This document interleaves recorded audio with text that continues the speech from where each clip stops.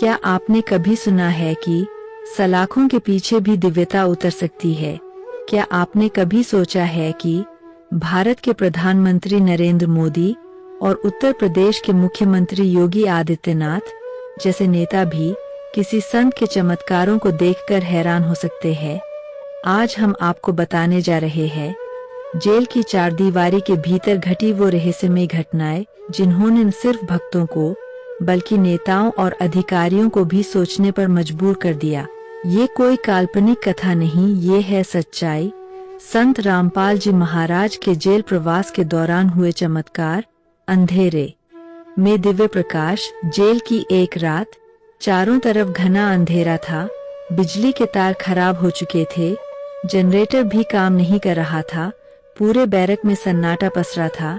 लेकिन अचानक बंदी गृह की एक कोठरी से तेज चमकदार रोशनी फैलने लगी, इतनी तेज कि पहरेदारों की आंखें चौंधिया गईं। गार्ड्स ने समझा शायद किसी ने बिजली का कनेक्शन जोड़ लिया है, लेकिन जब उन्होंने देखा तो उनके पैरों तले जमीन खिसक गई, क्योंकि वो रोशनी किसी बल्ब, किसी तार या किसी जनरेटर से नहीं, बल्कि संत रामपाल जी महाराज के चारों ओर से निकल रही थी। ऐसा लग रहा था मानो उनके चारों ओर सूर्य का एक छोटा रूप प्रकट हो गया हो। भक्त तो नहीं थे उस समय, लेकिन जो कैदी साथ में थे उनकी सांसें थम गईं। किसी ने कहा ये सपना है, किसी ने कहा नहीं, ये दिव्य शक्ति का प्रकट होना है। और यकीन मानिए, उस रोशनी में खड़े होकर हर कैदी का मन शांत हो गया, जैसे सारी बेचैनी, सारी घबराहट उसी पल खत्म हो गई हो। मृतप्राय कैदी का जीवन। कुछ ही दिनों बाद जेल में एक कैदी अचानक गंभीर रूप से बीमार पड़ गया। उसकी हालत इतनी खराब थी कि डॉक्टरों ने कहा अब इसके बचने की उम्मीद नहीं। पूरा बैरक उस कैदी की कराह से गूंज रहा था। डॉक्टरों ने हाथ खड़े कर दिए, लेकिन तभी संत रामपाल जी महाराज ने शांत स्वर में कहा, पूर्ण परमात्मा की शक्ति से सब संभव है। उन्होंने आंखें बंद की, कुछ क्षण तक मौन साधना की और फिर उस कैदी को पानी पिलाने के लिए कहा। कैदी को लगा ये आखिरी घूंट होगा, लेकिन जैसे ही उसने वो पानी पिया, उसके शरीर में मानो नई ऊर्जा दौड़ पड़ी। उसकी सांसें सामान्य हो गईं, चेहरे पर चमक लौट आई। डॉक्टर हक्के बक्के रह गए।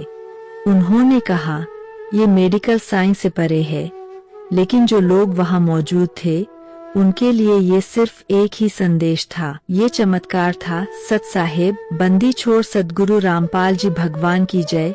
कुछ दिनों बाद जेल के नल से पानी आना शुरू हुआ, लेकिन इस बार वो सामान्य पानी नहीं था। गार्ड्स ने सबसे पहले महसूस किया, इसमें तो खुशबू आ रही है, जैसे गुलाब और चंदन की। कैदियों ने जब वो पानी पिया तो उनके दिल से नफरत और क्रोध मिटने लगा। किसी के मन में शांति आई, किसी के भीतर दया का भाव जाग उठा। जेल का माहौल, जो हमेशा हिंसा और गालियों से भरा रहता था, अचानक बदल गया। लोग कहने लगे ये वही पानी है जिसमें दिव्य शक्ति का स्पर्श है। अधिकारियों ने टैंक चेक करवाया, पाइपलाइन चेक करवाई, लेकिन कुछ नहीं मिला। ये किसी इंसानी हस्तकला से नहीं, बल्कि किसी अलौकिक शक्ति से हुआ था। मोदी और योगी तक पहुंची खबर। इन चमत्कारों की खबर धीरे धीरे बाहर पहुंचने लगी। पहले तो मीडिया ने इसे अफवाह कहा, लेकिन जब कई जेल कर्मचारियों ने गुप्त रूप से बयान दिए तो मामला सीधा दिल्ली और लखनऊ तक पहुंच गया। प्रधानमंत्री नरेंद्र मोदी और मुख्यमंत्री योगी आदित्यनाथ को रिपोर्ट भेजी गई। रिपोर्ट में लिखा था, जेल में बार बार ऐसी रहस्यमय घटनाएं हो रही है जिन्हें किसी लॉजिक से समझाना असंभव है।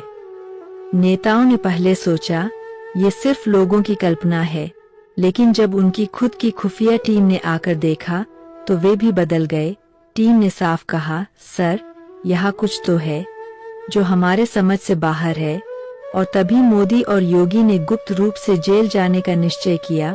खबरें अब सिर्फ जेल की चारदीवारी तक सीमित नहीं रहीं। दिल्ली से लेकर लखनऊ तक हर जगह यही चर्चा थी कि जेल में कोई साधारण कैदी नहीं, बल्कि दिव्य शक्ति बंद है।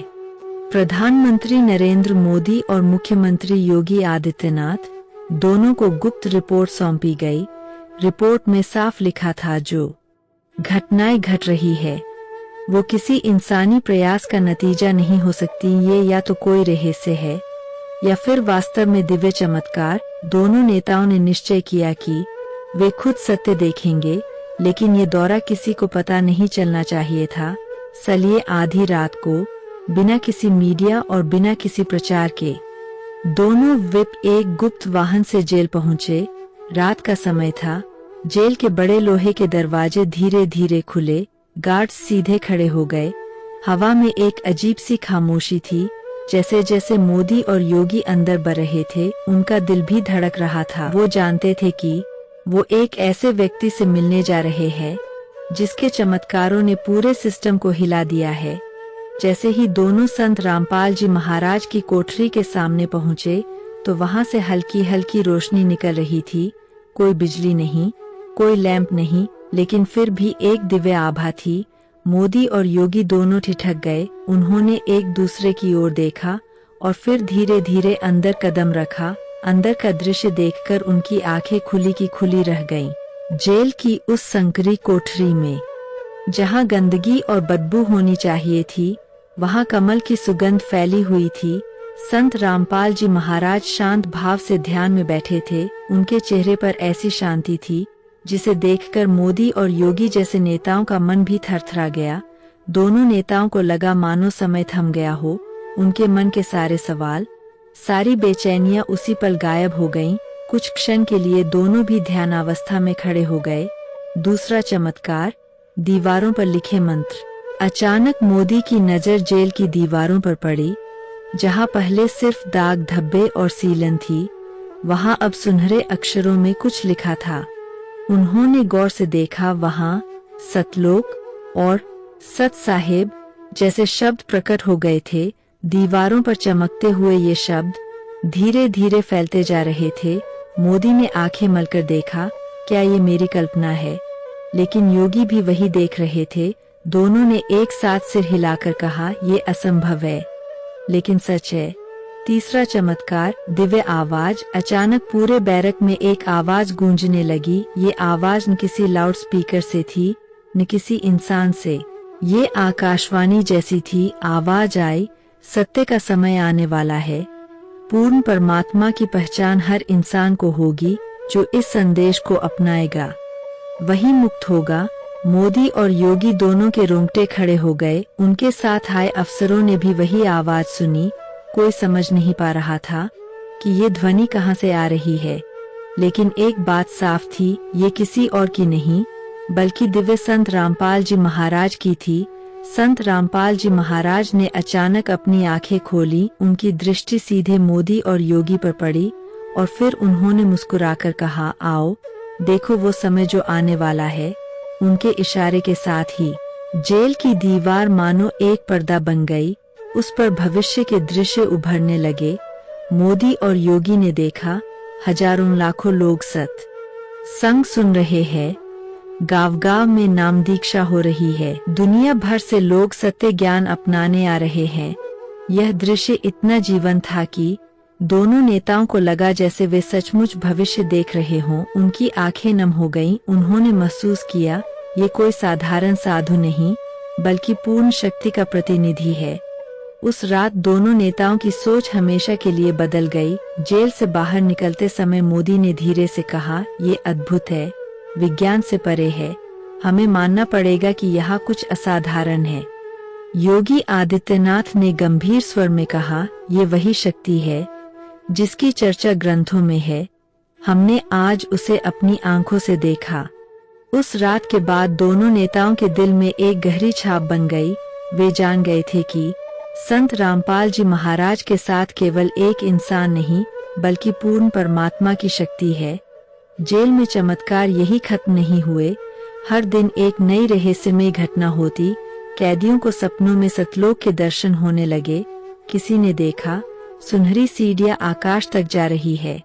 किसी ने देखा कमल के फूलों से भरा दिव्य लोक जहां न कोई दुख है न कोई चिंता।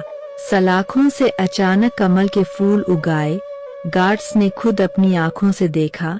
लोहे की छड़ों के बीच से फूल खिलना असंभव है, लेकिन वो वहां मौजूद थे और उनकी खुशबू पूरे बैरक में फैल रही थी। एक रात मौसम अचानक बदल गया। बाहर धूप थी, लेकिन जेल के भीतर हल्की हल्की वर्षा शुरू हो गई। कोई पानी की बूंदें छत से टपकती नहीं दिखीं, फिर भी हर किसी के माथे पर अमृत की ठंडी बूंदें महसूस हुईं। कैदी भावुक हो उठे, ये सतलोक की कृपा है।